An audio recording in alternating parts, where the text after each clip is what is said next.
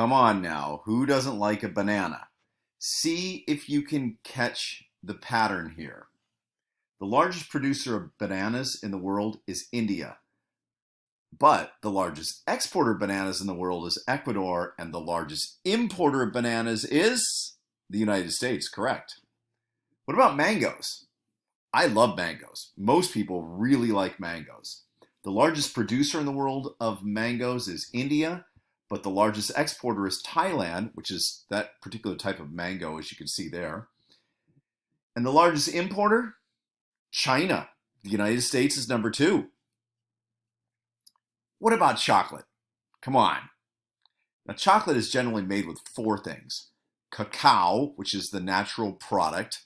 That came originally from Mesoamerica. It was not sweetened by the indigenous people. It didn't turn into what we would call chocolate today until Europeans got a hold of it and they added sugar, cream, and butter. Well, we've already spoken about dairy products, so let's talk about these other 2 things. The largest producer and exporter of cacao in the world is not in Mesoamerica. It's Cote d'Ivoire, also known as Ivory Coast, in Africa. And the largest importer is the Netherlands, but the United States is number 2. What about sugar? The largest producer of sugar in the world is India, but the largest exporter is Brazil. And the largest importers are Indonesia and China. The United States is number 3. How about cashews? I love cashews. The largest producer is Vietnam. The largest exporter is Senegal. And the largest importer is India. Coffee? Lots of people love coffee. The largest producer and exporter is Brazil, but the largest importer is, that is correct, the United States. And tea, well, we're not going to be number 1 in this one, but the largest producer and exporter of tea in the world is China, correct. And the largest importer, pretty tough to guess this one, Pakistan. We are talking about plantation agriculture here. Plantation agriculture is generally conducted in developing countries, usually tropical countries, sometimes subtropical, and then exported mostly to developed countries. Of course, in the United States, we have a history of plantation agriculture pre-Civil War, of course, we know, especially with things like tobacco and cotton. Today, this is almost in totality being done in developing countries, though. And what it is mostly is very large farms that produce 1 or 2 products, and then they are sold to markets that can pay more than their domestic market. Why? Well, it's all about demand. And who will pay more money for a banana, for example? Who's going to pay more money for a banana? A person living in Guatemala City, where they can grow bananas in Guatemala, or in San Francisco, where they cannot?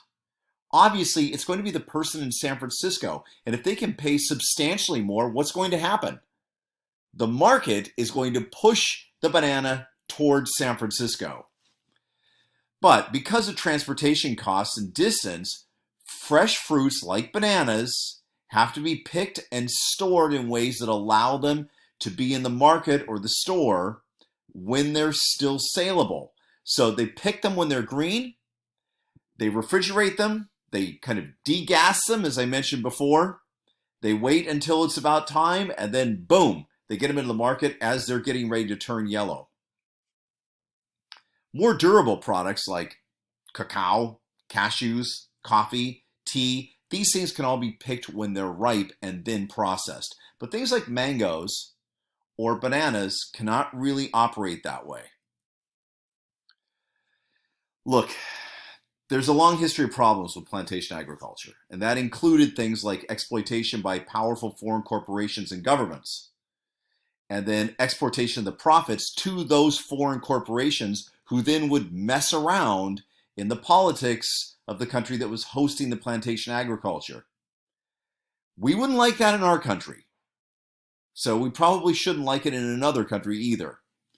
And then lack of full-time employment for the local population, and in a lot of cases it's either monoculture or duoculture, so 2 things being grown. And if you think about, for example, bananas in Ecuador, large chunks of land are being used to grow bananas that are then exported, and the food that could be grown on that land is not going to the domestic population. So you can see how this can cause problems. Is fair trade the answer? We've all heard of fair trade. This promotes sustainability for the growing and producing country and its farmland. So sustainability, while paying the workers wages that are commensurate with living wages in their country, not in the United States, living wages in their country, Guatemala, Ecuador, Senegal, Vietnam, wherever it may be. The added costs, because you're going to have to pay more money for fair trade, are then passed on to the consumer. But the consumer knows this and is okay with this arrangement and is willing to pay more to maintain this relationship. Fair trade does not mean easier work, organic, non-GMO, or high wages. What it's about is just leveling the playing field for the workers and for the country that hosts the plantation. The United States imports about 15% of its total food consumption. Now, we export more food than we import, so we're a net food exporter.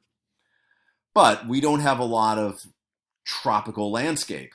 Hawaii, maybe a little bit of the southern part of Florida, that's it. And so a lot of what we import is either things that are seasonally not appropriate for us or else plantation crops that we ourselves don't grow.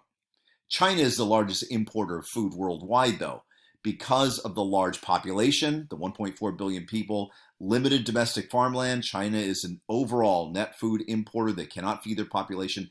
And then, of course, changing tastes related to increased wealth. As wealth increases, people try new things. China doesn't grow really good wine. If they're going to import really good wine, they got to get it either from us or from France, from Italy or Australia or Spain, something like that.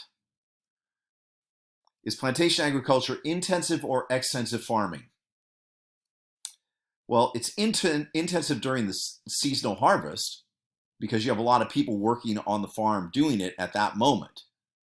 And of course, transporting it, because if it's a fresh fruit like a banana, it's got to get here. But it can be extensive during the growing season because the bananas just grow. You only need a few people on the plantation to work on it. The same thing with coffee, the same thing with sugar. It's not until harvest that it has to be all hands on deck.